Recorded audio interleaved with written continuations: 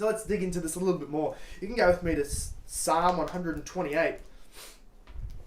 We get another facet of this theme of what it means to be a man who gardens. A man who is gardening. Of course, it does not simply mean that you're out fingers in the dirt and planting roses or daffodils or whatever it is that your wife likes. It can mean that. Sure, do that. But really what is getting at here is that men have been given to cultivate the growth of organic things. Cultivate the healthy growth of organic things. So that includes culture. That includes family. That includes your workplace. That includes the nations that we're in, the church that you're in. We're given to cultivate that like a gardener. So in Psalm 128 we read this: "Blessed is everyone who fears the Lord, who walks in his ways. You shall eat the fruit of the labor of your hands. You shall be blessed, and it shall be well with you." So stop there. One of the signs of blessing from God is that the things you work for, you get to eat. You sow the seed, you till the soil, you harvest that field, you get to eat that.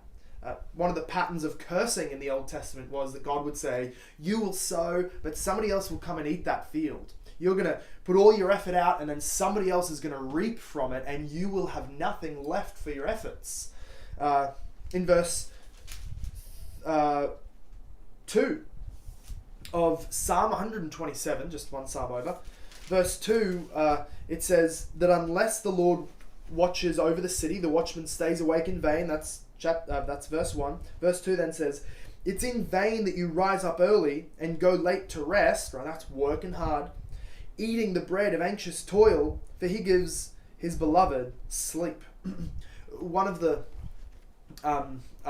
signs of blessing is that God gives to those who work hard what they have worked hard for. So not anxious bread and toil, which is by no means a sign of flourishing and plenty, but that if the Lord does not build a house, if he is not over that family, over your work, being served in your work, you're going to be eating anxious bread. Well, back to Psalm 128.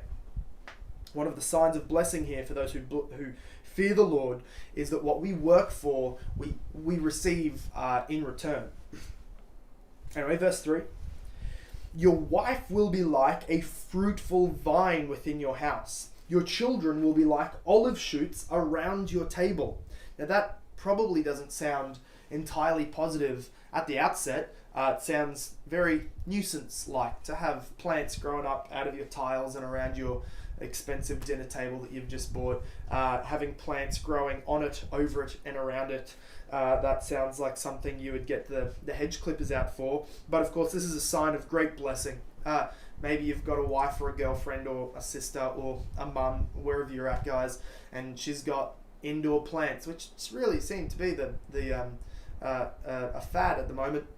But indoor plants and there's greenery on the bench and it's on every bookshelf. There's greenery. Our house has that, and it makes the place a lot less cold and clinical, but beautiful and homely, and it brings in a touch of nature and life and vibrance. And that's what's being shown here.